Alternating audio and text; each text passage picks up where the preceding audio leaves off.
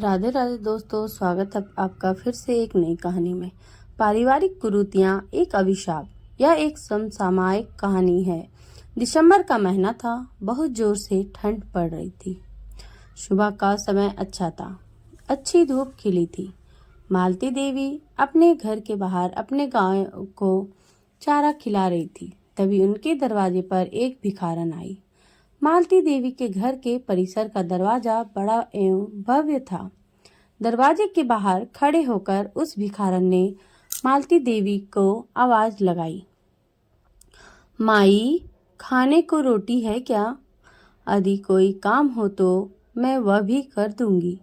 बस बदले में कुछ खाने दे दो। मालती देवी ने अपनी नजर उठाकर उसे देखा तो पाया कम उम्र की सूखी हुई महिला दरवाजे पर खड़ी है, जैसे कितने दिनों से सही से खाना पानी ना खाया हो। कमजोरी से झुकी हुई थी, परंतु कटे पुराने कपड़े साफ सुथरे थे। देखने से वह महिला पेशेवर भिखारन नहीं लग रही थी। भीख क्यों मांग रही हो? मालती देवी ने दरवान से कहकर उसे अंदर आने दिया। अंदर से उसे रोटी, गुड़ और पानी लाकर दिया। वह महिला जल्दी जल्दी खाने लगी। महिला रोटी खाते हुए ना इधर उधर देख रही थी, ना कुछ बोल रही थी। बस उसका पूरा ध्यान रोटी पर था। जल्दी ही उसने रोटियां खत्म कर ली। खाकर महिला ने कहा, माई, रोटी के लिए धन्यवाद। यदि कोई काम हो तो आप मुझे बता सकती हैं। मैं घरेलू काम जानती हूँ। मालती देवी ने कहा, वैसा कोई काम नहीं है, पर यदि तुम्हें काम आता ही है तो फिर भीख क्यों मांग रही हो? हम तुम्हें जानते नहीं तो घर पे काम करने के लिए कैसे रख ले? पहले तो कभी नहीं देखा तुम्हें इधर भीख मांगते। कहाँ से आई हो? भिखारन की आप बीती। मालती देवी की बात सुनकर महिला ने अपनी बात आप बीती सुनाई। महिला ने कहा, माई, मैं यहीं पास के गांव नंदपुर से आई हूँ। गांव के स्वर्गीय भानु बाबू की बहू हूँ।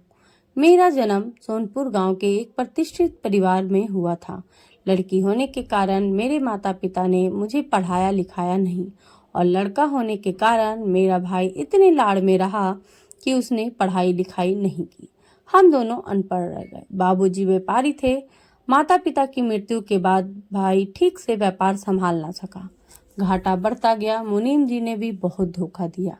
धन के अभाव में मेरा विवाह अच्छे लड़के से नहीं हो पाया। मेरा पति बहुत शराब पीता था और मुझे मारता भी था।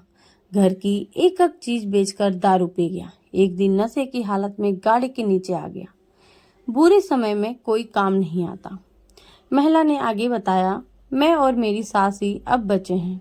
घर में कोई पुरुष न होने के कारण हमारी पुश्तैनी जमीनों को संबंधियों ने कब्जा लिया है।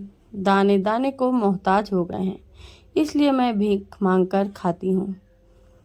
मैं पढ़ी लिखी तो हूँ नहीं, मुझे केवल घरेलू काम आते हैं। गांव में लोग अपना काम खुद करते हैं, तो वहाँ कोई काम भी नहीं देता था, इसलिए अपनी सास को लेकर शहर आई हूँ। यहाँ तो घरेलू काम के लिए लोग हम जैसों को रख लेते हैं।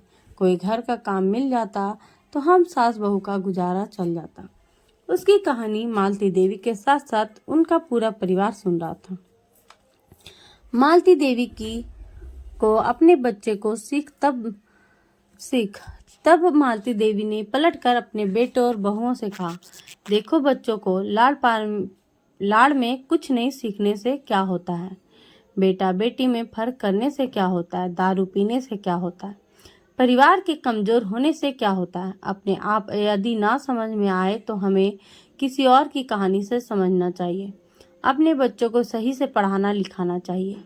लाड़ में आकर उनका भविष्य नहीं खराब करना चाहिए। नशा सदैव घर बर्बाद करता है। परिवार के सदस्य को एक दूसरे का साथ देना चाहिए, नहीं तो संबंधी भी धोखा देते हैं। मिल गया काम। फिर मालती देवी ने उस महिला से पूछा, क्या तुम्हें गाय की सेवा करनी आती है? यदि आती है तो आज से रोज तुम्हारा काम इन गायों की सेवा करना है। इसके बदले मैं तुम्हें और तुम्हारी सास को 3 वक्त का खाना और महीने के अंत में 2000 दूंगी। उस महिला के आंखों में खुशी के आंसू बह गए। कितने दिनों से उसने 2 समय का खाना नहीं खाया था। आज ईश्वर की दया से उसे 3 समय का खाना और 2000 नसीब हुए थे। वह मालती देवी के चरणों में गिर गई और उसने कहा, माई, मैं आपको शिकायत का मौका नहीं दूंगी। तो दोस्तों, यह आलेख आपको अच्छा लगा हो तो अपने को के साथ शेयर अवश्य करें। धन्यवाद। शुभ वंदन। हर दिन कुछ नया, हर दिन कुछ सच्चा। बस जुड़े रहिए, आपकी उम्मीद हमारी प्रेरणा। ये सभी कहानियाँ सोशल मीडिया से संभाल ली जाती है। यह चैनल एक प्रेरणा स्रोत है। इस चैनल में हम हर रोज धार्मिक, प्रेरणादायक कहानियाँ और आत्मविश्वास से जुड़ी कथा भेजी जाती है।